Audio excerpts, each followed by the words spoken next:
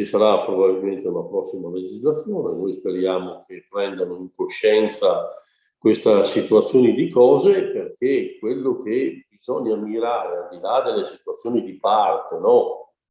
C'è un problema che secondo me è un concetto che è importante verificare, che è il famoso concetto della famosa riduzione del consumo del suolo, riduzione delle emissioni in CO2, no? Delle polveri sottili, dei gas serra, e quindi di tutte queste attività che ritengo siano primarie a qualsiasi altro discorso. Ed è ovvio che quindi queste agevolazioni sono indispensabili, perché sono opportunità che servono a riqualificare quelle che sono le nostre case, quelle che sono le nostre piazze, quello che è la nostra Italia, quello che è il nostro mondo, dove quotidianamente viviamo noi, stanno vivendo i nostri genitori, dove vivranno i nostri figli, i nostri nipotini anche.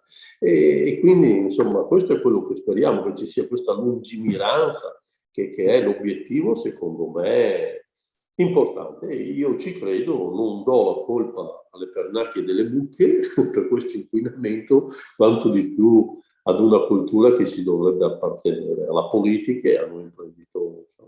Un'attenzione a questa situazione di cose, non tanto perché riteniamo che il settore edile sia primario in un concetto di economia nazionale, perché tutti sanno che non è né un limite, non una vergogna dire che l'edilizia fa 1/3 del PIL nazionale, quindi è fondamentale.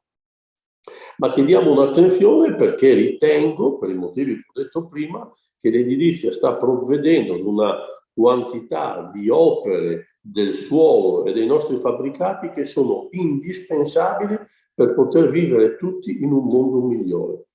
Facciamolo insieme, senza concetti di parte, ma con una lungimiranza che è indispensabile, perché il nostro pianeta non può più sostenere un ritmo ed una educazione comportamentale che ci è appartenuta fino adesso. Dobbiamo cambiare stile anche di vita e cultura.